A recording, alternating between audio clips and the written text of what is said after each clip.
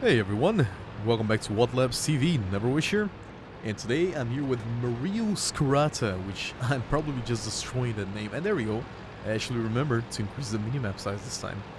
He's here on steps with his STB-1, the Japanese tier 10 medium tank, a tank very well known for its extremely high DPM, high alpha damage and high penetration, which definitely makes it one of the most dangerous tier 10 tanks in the entire game.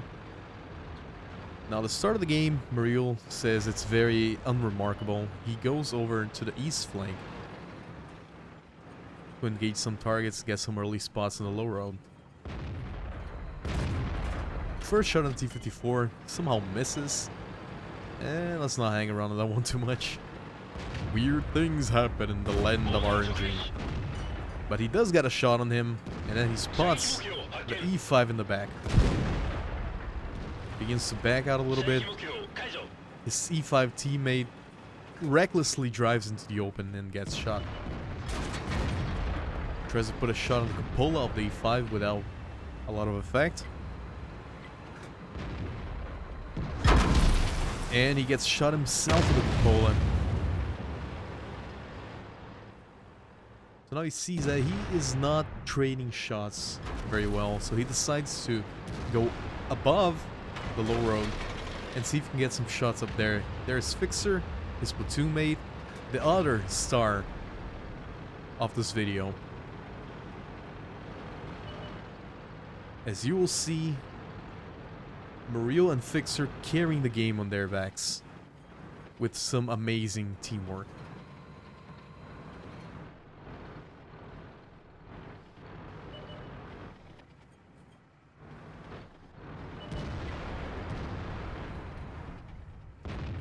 So there's the VK. His shot goes way over the turret. T-54 quickly backs out. Does not want to get shot.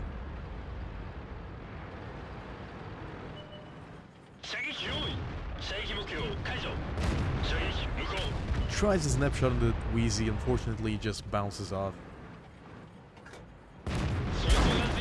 Oh, he tries to get another shot in, it bounces, but he takes a shot in return, bringing him down to around half of his total health. Again, a shot bounces, the VK is very well angled there, but look at this.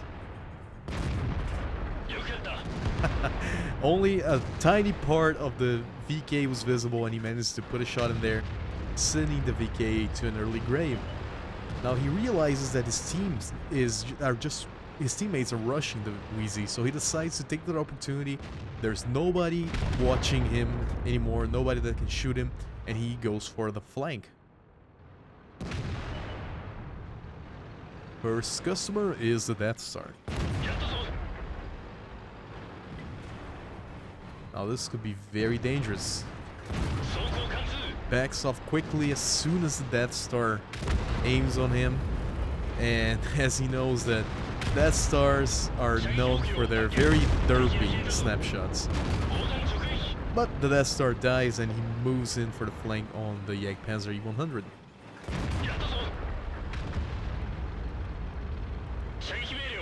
The E5 gets taken out in the back, and a well-placed shot by the artillery sends the Jagdpanzer E100 back to his garage. And with a very well-executed flank maneuver, the east flank is now safe. Now he spots another Jagdpanzer E100.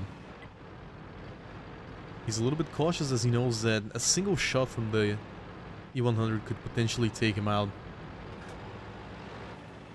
The E50 kind of throws caution to the wind there, and Mereel recognizes that and puts a tracking shot on the Jagdpanzer E100 to make sure that his E50 will live. Fixer and their own Jagdpanzer E100 managed to take down the enemy Jag before he could take out the E50. Now he notices that the RU-251 is going straight for the artillery. Unfortunately, there is nothing he could do there. But even so, he decides to go back.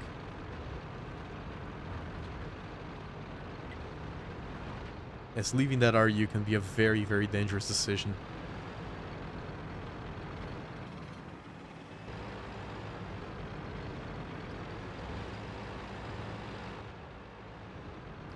Is the Panzer 100 and Fixer coming along with him? Meanwhile, the E-50 is still going straight for the enemy base. Now he spots the IS-7 but gets spotted in return.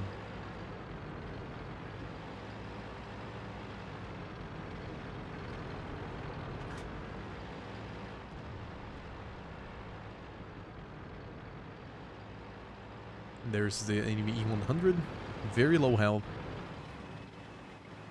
He can't do much here. He is, every time he tries to pop up, he's getting spotted by either the RU or the IS-7.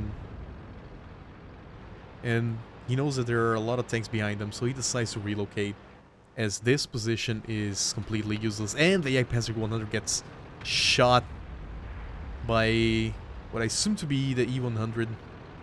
Might have been the artillery, I'm not entirely sure. But he is not in a good position there. He is clearly spotted by everything.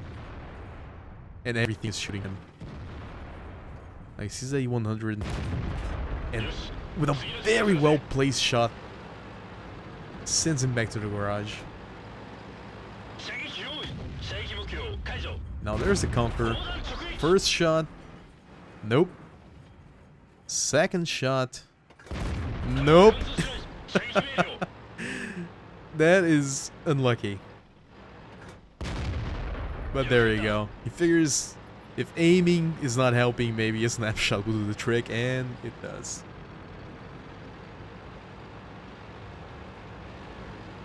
Now he moves, he tries to move as randomly as he can. He's trying to avoid getting clicked.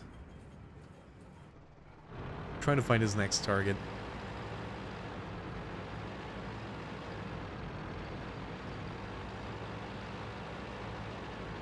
As he knows, this game has been pretty much divided down the middle. With him, the Panzer 100 and Fixer on the east flank, and the enemy gaining ground. He spots the IS-4, places a nice auto-aim snapshot on him.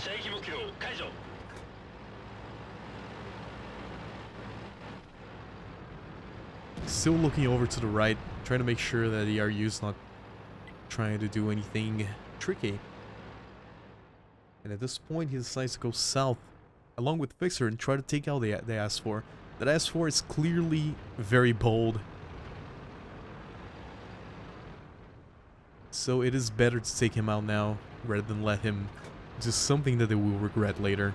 Meanwhile, the Panzer 100 is engaging the RU-251 up here, apparently. Puts a nice shot on the IS-4. They put them some distance between him and the Fixer to keep the IS-4 turning his turret and leaving them with some easy shots. Death Star number 2 comes up. Now that is a very dangerous tank at this point of the game. One single shot is enough to take out Mereel.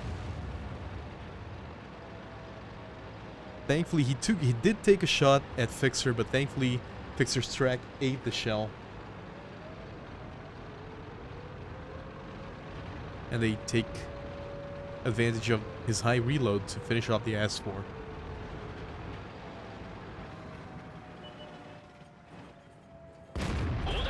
Now at this point, he tells Fixer to go back and reset the cab while he deals with the FV. He really does not want to get shot by that. And he's wiggling a lot, trying to avoid the artillery. And there we go, Fixer managed to reset the cap.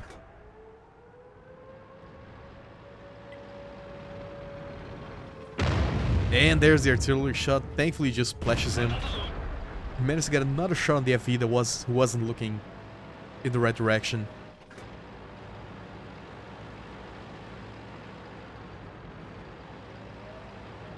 But now he decides that it's not worth the risk to try to kill shot on the FV. If the FV gets one single shot on Mereel, that is game over. Very, very likely. So he moves to another spot, and there we go.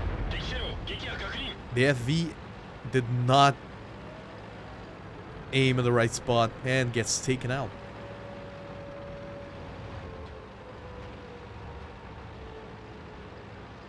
Now he drives as drunkenly as he possibly can around the rock, trying to avoid the artillery.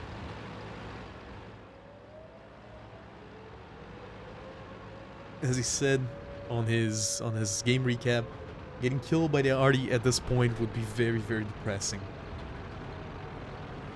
But the cap is almost complete by the I-7, and he managed to get a shot on the RU.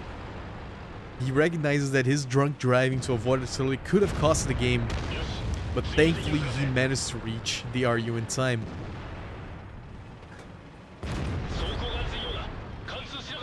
Now the RD took a shot at him, and he knows that the RD is going to be reloading for at least 40 seconds. So it is now time. They decide to rush the IS-4 and take him out. And during all of this, I must say, him and Fixer are maintaining contact via TeamSpeak and coordinating all their shots, all their actions.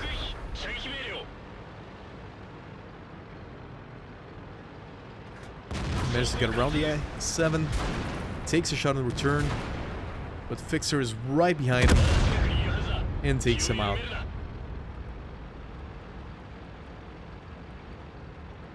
Now this is the point of the game where things can turn out very, very depressing.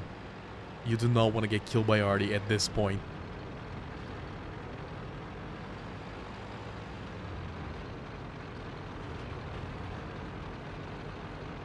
He does not have a lot of health left. Probably a well-placed splash from the artillery could take him out.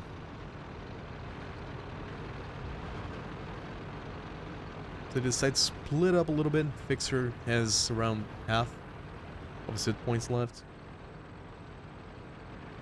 He needs to play this one safe.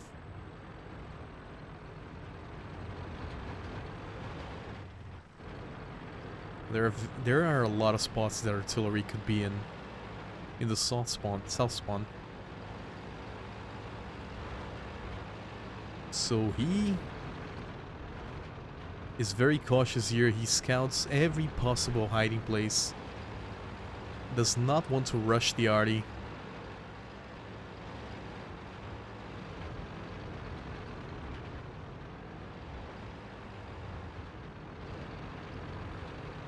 So he goes all the way around and reach the cap.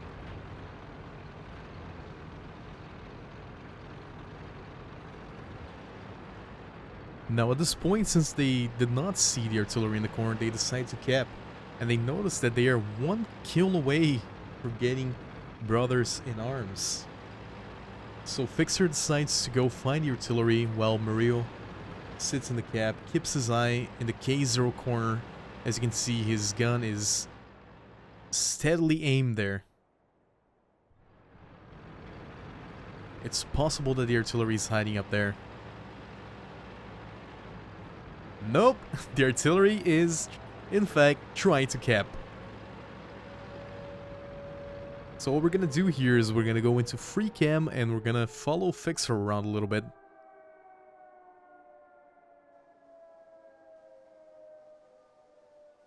Artillery probably just wants to get some cap points for his trouble. But Fixer is already well on his way to make sure that is not gonna happen.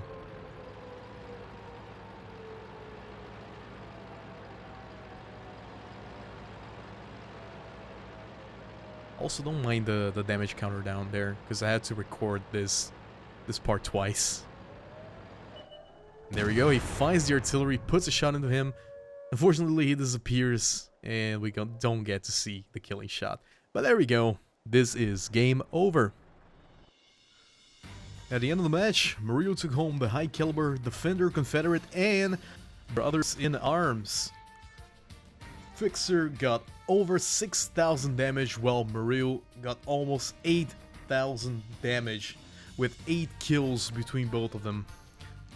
In this game, Mereel and Fixer showed off some great positioning, working with platoon mates, helping out teammates when they're in need, and most important of all, the ability to communicate with your platoon mates, to call shots, call reloads, inform each other of the enemy's positions, to be able to exploit them effectively. I hope you guys enjoyed this video. If you liked it, please give it a thumbs up and subscribe to the channel for more videos just like this one. And I'll see you guys next time.